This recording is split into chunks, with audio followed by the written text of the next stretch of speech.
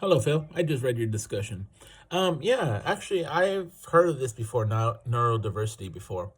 And I think it really comes down to the type of person that sees their autism, dyslexia, or ADHD.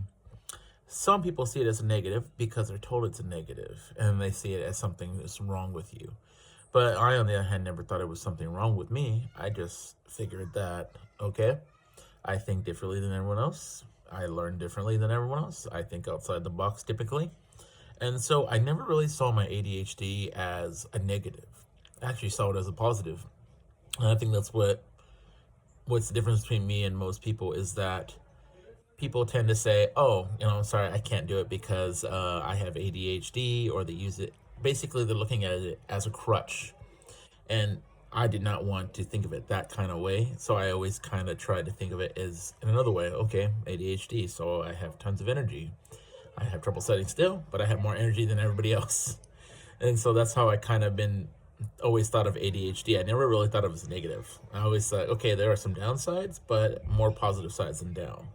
So I think this is where it comes to neurodiversity is that how we look at it and how it could actually be a benefit. And one example I have is actually a very interesting example in the kindergarten. I gave children a white sheet with a pumpkin outline on it. And I gave them a sheet of paper, an orange sheet of paper. So they have one white paper and one orange paper. On the white paper, there's an outline of the pumpkin.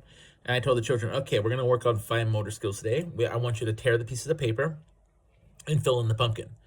Of course, children don't know what fine motor skills are. So it's okay, fill in the pumpkin. That's the simple direction of it. And so most kids were actually tearing pieces of paper, gluing them one by one, which was very time consuming, longer than I expected. And the kid with ADHD had a very unique approach to solving the puzzle.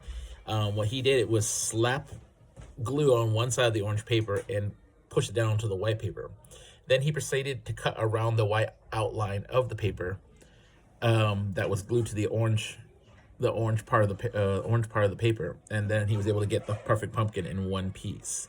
So I think that's the upsides when it comes to neurodiversity, is that they're able to think outside the box and solve problems in a different way than what people are used to. I'd like to know your opinion on this. Thank you.